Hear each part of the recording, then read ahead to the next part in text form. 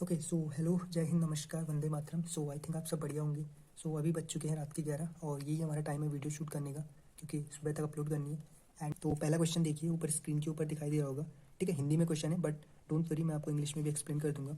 बोल रहा है 5 वर्ष पूर्व पिता एवं पुत्र की आयु का योग कितना था? 40 वर्ष था। तो देखो भाई, 5 years अगो जो आपके पापा एंड सन थे, यानी कि फादर प्लस सन, उनकी एज का सम कितना दे रखा था? 40 years। Is it clear? यहाँ तक सब क्लियर है? ओके। अब बोल रहा है यदि अब यानी कि उनकी प्रेजेंट एज का जो रेशियो है वो है 4:1। 4 किसका है? फादर, और 1 किसका है?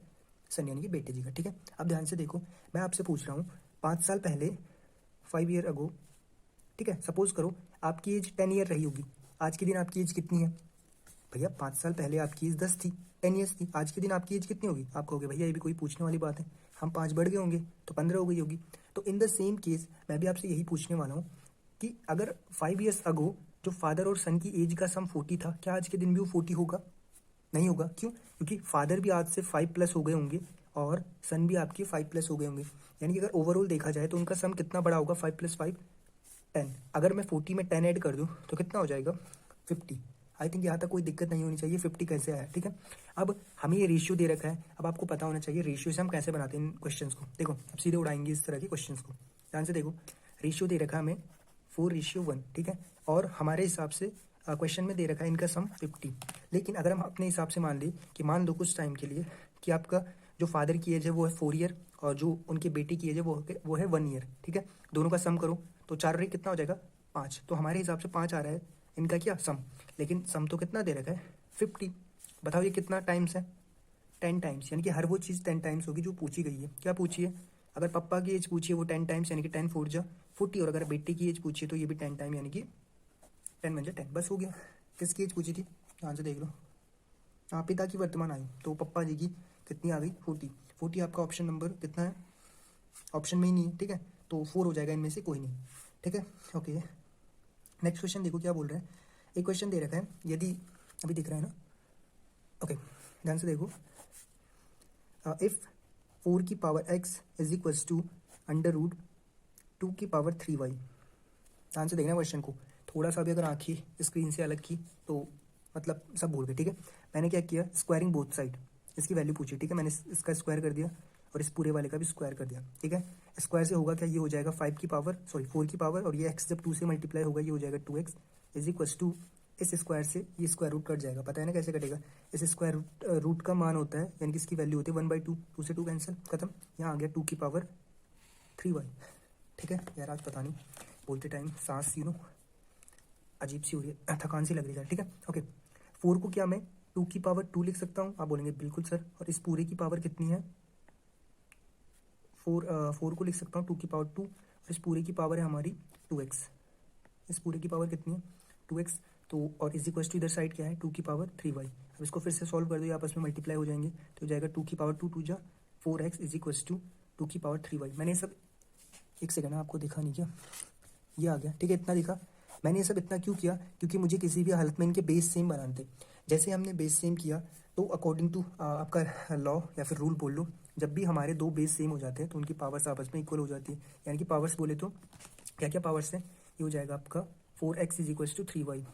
Is it clear? यहाँ से x की वैल्यू क्या आ जाएगी? 3/4। यहाँ मल्टीप्लाई में था, इधर जाएगा डिवाइड में, 3/4y। बस यही आपका रिलेशन हमें बताना था। तो ये आपका ऑप्शन नंबर कितना है?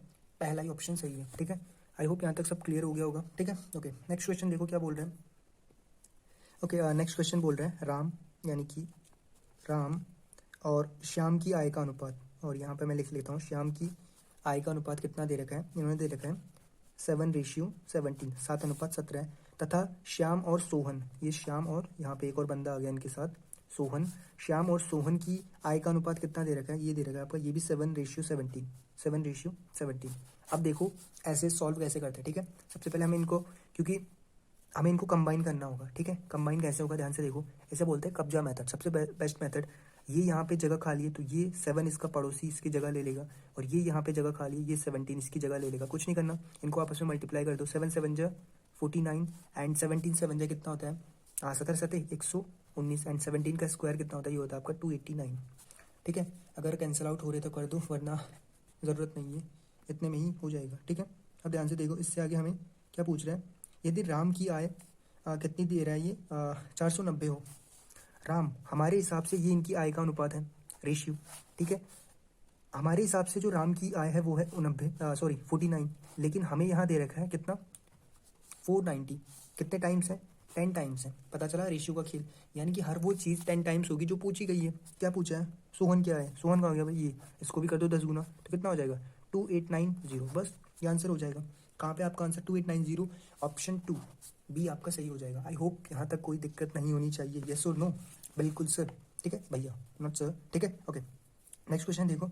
ये भी बड़ा सिंपल क्वेश्चन है। ओके, एक्स का 45% वाई के 40% के बराबर है, ठीक है। The 25% of X is equals to the 40% of Y. ध्यान से देखो, एक्स का दिख रहा है ना, ठीक है। ओके, एक्स का के लिए मल्टीप्लाई, ठीक है, कितना परसेंट 25%, 25% किसके बराबर है, वाई के 40% के बराबर। बस इतना आ गया तो क्वेश्चन सॉल्व हो गया, ठीक है। अब जब भी हम परसेंट को हटाते हैं तो नीचे क्या लगाते हैं, जीरो। ये एक्स था, X multiply by 25/100 is equals to Y multiply by 40/100। हो सॉरी यार, आज आई डोंट नो क्या हो रहा है। 100 से 100 कैंसिल, ठीक है, एंड 5 से काट दो इसको। 5 5 जो 25 एंड 5 8 जो 40, ठीक है। तो ये हो जाएगा हमारा 5x के साथ मल्टीप्लाई होगा, 5x is equals to 8y। पूछ क्या रखा है सबसे पहले ये देखो, हमें x तथा y का क्या पूछेगा, रेशियो। तो x रेशियो y यानी कि नीचे आ जाएगा इज इक्वल्स टू 8/5। तो x रेशियो y कितना आ जाएगा 8/5, जो कि हमारा ऑप्शन नंबर कौन सा है, 8/5, ऑप्शन 1, ठीक है। मैं ज़्यादा तेज़ तो नहीं चल रहा भाई, बता देना, ठीक है। एंड बाकी अगर सपोर्ट रहा तो देखते फिर इसी सीरीज़ को। अभी आपके एग्जाम्स कब है मुझे भी नहीं पता आपके एग्जाम्स का, तो फिर उसके हिसाब से देखते, ठीक है, कुछ स्पेशल करने की आपके लिए, ठीक है। ओके, नेक्स्ट क्वेश्चन देखिए। ओके भाई, सो नेक्स्ट क्वेश्चन बिल्कुल एकदम जैसे बोलते हैं हलवा क्वेश्चन। क्या बोल रहा है, प्रथम 10 सम संख्याओं का औसत क्या होगा, the average of first even numbers, first 10 even numbers, ठीक है। तो देखो, अब अभी मत बोलना सर इवन नंबर्स क्या होते हैं, जो 2 से डिविजिबल होते हैं, ठीक है, सिंपल है। तो पहला इवन नंबर होगा 2, फिर होगा 4, फिर होगा 6, फिर 8, फिर 10, फिर 12, फिर कितना होगा 14, फिर 16, फिर 18, फिर 20। तो 1 2 3 4 5 6 7 8 9 10 ये हो गए। अब बोल रहा है इन सबका सम बता दो भैया, सम कितना होगा। अब ध्यान से देखो, सम के लिए मुझे पता है, आपने एक फॉर्मूला सीख रखा है, एवरेज बराबर क्या होता है, sum of total number upon number of term, ठीक है। यानी कि पहले इन सबका टोटल करो और फिर ये टोटल जितने हैं 10 यानी कि उसका डिवाइड कर दो।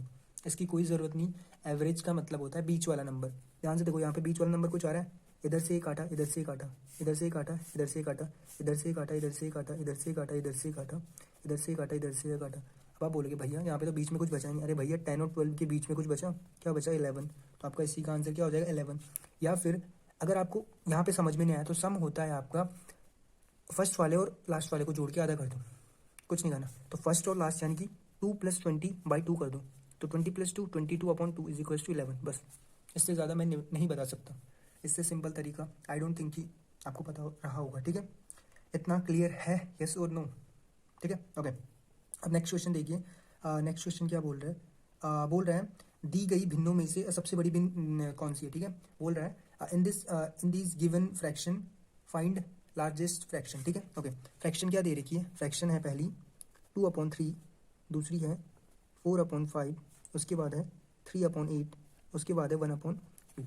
अब ध्यान से देखो, हमारे पास कोई भी जब फ्रैक्शन आती है, ठीक है, हम उस किन्हीं भी दो फ्रैक्शन का कंपैरिजन या फिर दो से ज़्यादा फ्रैक्शन का कंपैरिजन तभी कर सकते हैं जब उनके क्या डिनोमिनेटर भैया सेम होंगे, ठीक है। अगर डिनोमिनेटर सेम है तब जिसका न्यूमिनेटर बड़ा वो बड़ा फ्रैक्शन, जिसका न्यूमिनेटर छोटा वो छोटा फ्रैक्शन। तो सबसे पहले इन सबका हमें क्या लेना पड़ेगा भैया, एलसीएम लेना पड़ेगा। क्या होगा एलसीएम, 3 5 8 और 2 का एलसीएम। तो 3 5 8 एंड 2 का अगर मैं एलसीएम लूँ तो अब मैं बताऊंगा नहीं कैसे है, ठीक है, मैं डायरेक्ट बता रहा हूँ, ठीक है।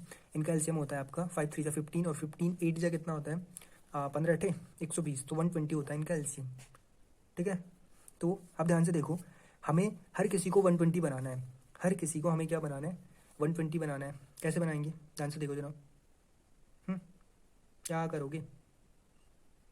अच्छा एक काम करो यार, सबसे सिंपल तरीका छोड़ो कहाँ पड़े हो चक्कर में, ठीक है। जब आप हो इस चैनल में, ठीक है, किन्हीं भी दो को पकड़ो, इन दोनों को पकड़ लिया, इसकी मल्टीप्लिकेशन यहाँ करो 5 2 जा 10, इसकी मल्टीप्लिकेशन यहाँ करो 5 3 जा 12। बड़ा नंबर कौन सा है ये, यानी कि ये छोटी हो गई तो ये तो ऑटोमेटिक कट गई, हमें बड़ी फ्रैक्शन ढूंढनी है। अब इन दोनों का कंपैरिजन करो, 8 4 जा 32 एंड 5 3 जा 15, ये छोटी ये बड़ी आ गई, फिर इसको भी कट कर दो। अब बचे कौन, 4/5 एंड 1/2, 4 2 जा 8 एंड 5 1 जा 5, बस। तो 8 बड़ा है 5 बड़ा, 8 बड़ा, ये भी गया। तो सबसे बड़ी फ्रैक्शन क्या आ गई, 4/5। आई थिंक इससे सुपर डुपर कॉन्सेप्ट आपने कभी नहीं देखा होगा। हमने किया क्या, मैं दोबारा से बता रहा हूँ, हमारे पास थे 3/2, 4/5, 3/8 एंड 1/2, ठीक है। हमें क्या बताना था, सबसे बड़ी फ्रैक्शन कौन सी है। मैंने क्या किया, पहले इन दोनों को पकड़ा, इन दोनों में से देखा कौन सी फ्रैक्शन बड़ी है। इसकी मल्टीप्लिकेशन यहाँ 5 2 जा 10, इसकी मल्टीप्लिकेशन यहाँ 3 4 जा 12। बड़ा कौन, 10 है, 12 12, यानी कि बड़ी ये फ्रैक्शन होगी। ये गई खत्म, इसका काम खत्म। ओके, अब इन दोनों का कंपेरिजन, 8 4 जा 32 एंड 5 3 जा 15, बड़ा कौन 32, ये भी खत्म।